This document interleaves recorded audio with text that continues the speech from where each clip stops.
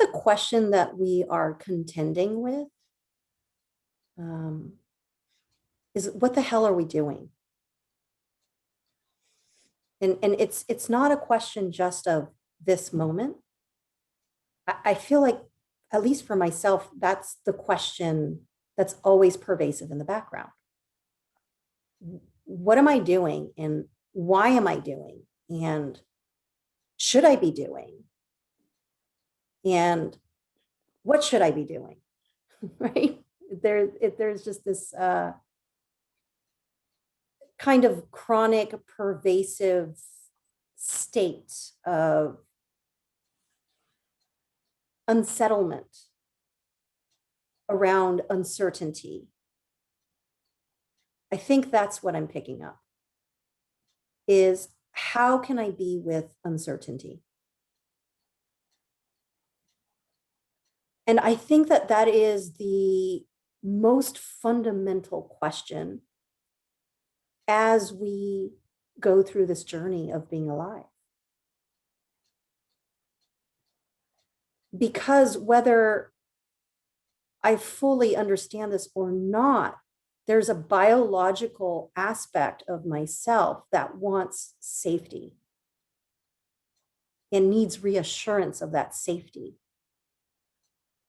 And one of the things that I, for some reason, believe, the story that I carry, is that if I understand what's happening, I have more control over the outcome of being safe or not being safe.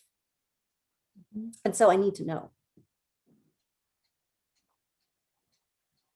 And to a certain degree, this is healthy and it's beautiful. It's what motivates us to experiment and try new things and to navigate our lives. And when we fixate on that, it actually creates a pressure or a tension, as you've mentioned, that creates a state of anxiety that is unsafe or feels unsafe or uncomfortable. And so then the conditioning kicks in and now wants to try to figure that out. And what we start is this kind of perpetual cycle. And so what if we were to change the paradigm of how we go about doing things? And what if I were to tell you, or to question, that there is no purpose, or there's nothing we're actually doing here? There's nothing to get out of this. And then it would be play. Playing, we're playing. That's the definition of play, is to do something that has absolutely no purpose. And note how that changes things when we're in play. Because now there's a level of engagement that's possible. There's interest, there's delight, there's a lightness, there's a relaxation around it. And there is a presence that becomes available when we're in the state of play.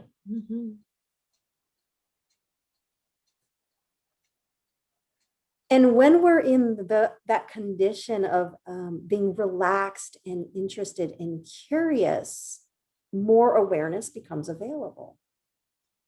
And when that awareness is available, there is clarity.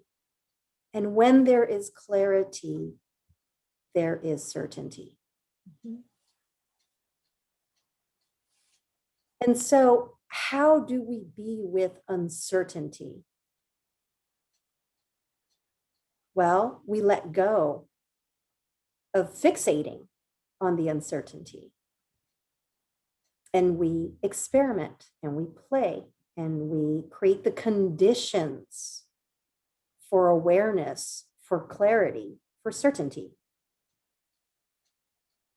It's an unshakable certainty when I am clear seeing.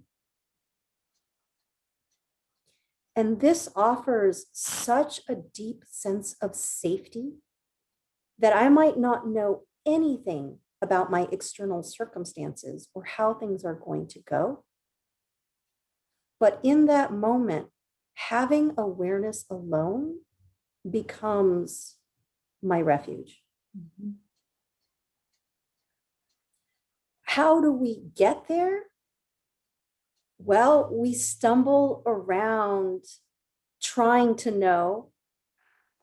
We fixate, we excavate for the answer. We use all the strategies that we have to see that it doesn't work.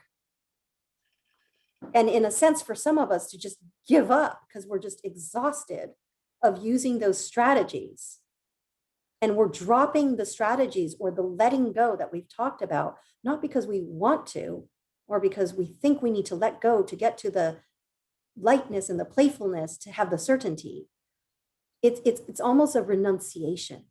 It's a resignation. It's a fatigue that causes us to just stop. Mhm. And so it doesn't actually even matter what we do. It doesn't matter if we fixate on wanting to create the strategies for predictability, or if we excavate to try to find the answers, or if we just see everything as an experiment and through trial and error, see or experience that clarity. All paths will take us there. And that's why it doesn't matter.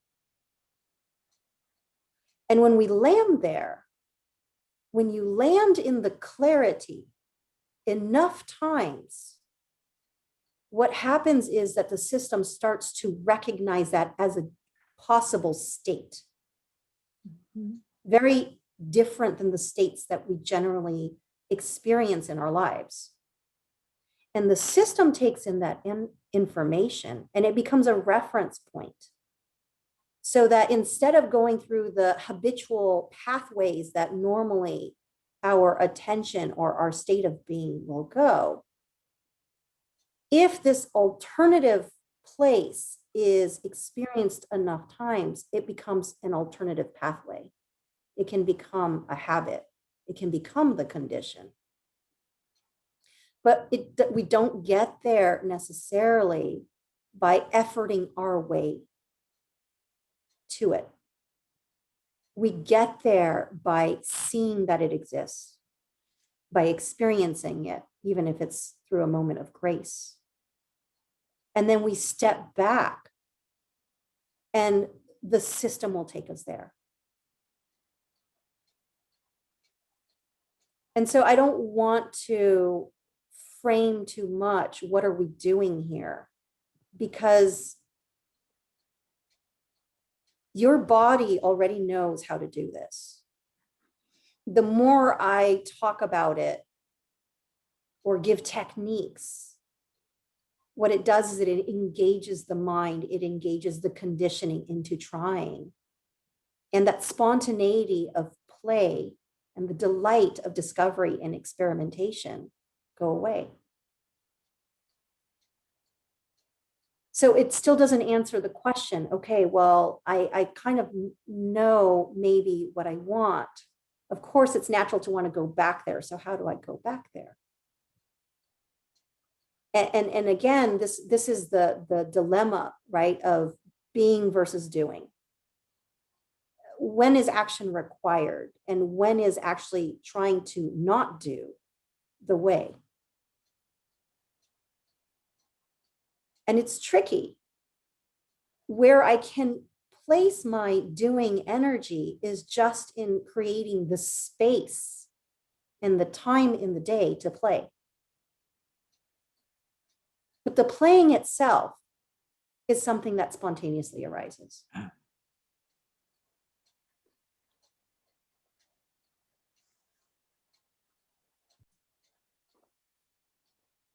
I think that one of the things that motivates the tendency for jumping into action, one, of course, is it's our training, right? That's how we've been taught. But I think the other thing that puts us into the doing is it's compulsion. It's the compulsion around wanting to skip over the unpleasantness of just waiting, or the unpleasantness of uncertainty, not knowing, or the unpleasantness of what will arise if I stop doing. And when we're in doing, we're in control. And control, or being in control, feels like safety because I have a say on how it's going to go. And what it does is it gives me a false sense of predictability. Once again, because it's so difficult to be with uncertainty or not knowing. It's just easier to do something. Mm-hmm. And I almost think that we're hardwired, all of us, in particular in the culture that we are in. I mean, in particular in the culture that we are in, because our worth is associated with what we do. Mm-hmm. But also the pacing in which we lead our lives. There's not a whole lot of space, unintentional space, for just being. So I'll give you an example. I grew up in Brazil, and there was a lot of waiting around. You know, you waited for the bus, and then when you were in the bus, you waited to get to wherever you were going. And then wherever you were going, you waited in line. Right? Or, you know, washing the dishes, you washed it by hand. You know, going to buy milk was walking down to the farm with a pail and then walking all the way back. So while there was action that might have been going on in the background, a big part of it was also passive. Mm-hmm. And there was a normalcy to that.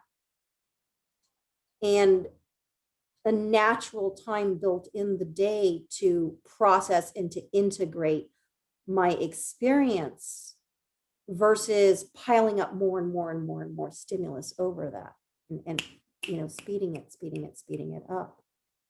And I notice here when I live here that in particular around the nighttime, when the job is over and most of the day activities are done, there is an anxiety of just sitting, and I have time and I have space, but I don't know what to do with myself. It's almost like the momentum has just kept going, that now not having that is almost too fertile for everything to come to the surface, because none of what has happened has been slowly digested.